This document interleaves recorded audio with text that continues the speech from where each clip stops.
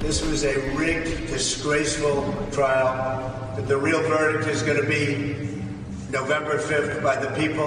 I'm a very innocent man. Former President Donald Trump there reacting to being found guilty on all 34 counts in the New York City hush money trial.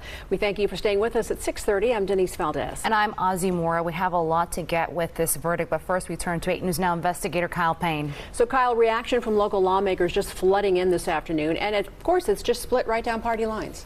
As usual, Ozzie, Denise, there's almost no gray area here. Everyone has an opinion on Mr. Trump, the polarizing figure that he is. Republican Governor Joe Lombardo, the state's highest ranking Republican, issued this statement earlier saying, quote, "I respect the work of the jury, but believe that this has been a political witch hunt in a hostile courtroom. The rule of law should always be applied fairly and without prejudice. President Trump will have an opportunity to appeal, and I expect, that's the governor, expects an unbiased process will vindicate President Trump." Democrat U.S. Senator Catherine Cortez Masto had this to say: "We know that Donald Trump is willing to do anything to protect his own interests, including undermining our elections. No one is above the law." The war veteran and Republican frontrunner in the Senate race, Sam Brown, said, quote, "First they tried to keep Donald Trump off the ballot. Now they're trying to keep him off the campaign trail. This has been a sham political trial from the beginning, all because D.C. Democrats are afraid of losing and answering for their failures this November." And the Nevada Attorney General Aaron Ford said, quote, "I applaud Judge Juan Merchan's oversight of this trial and his pursuit of the rule of law.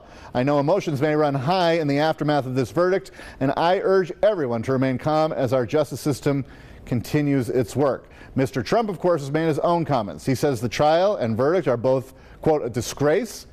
The former president says what others have said, that the real verdict is going to be on November 5th by the people.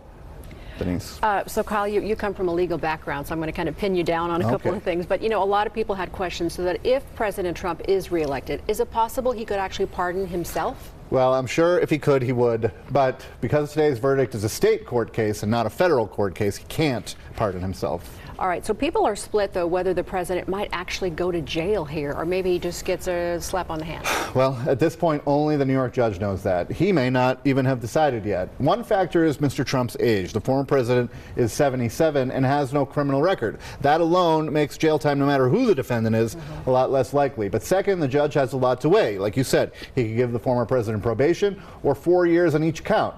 And that sentencing, we have to note, is July 11th, just 4 days ahead of that Republican National Convention in Milwaukee. We'll be talking about it a lot between now and then. All right, thanks, Kyle.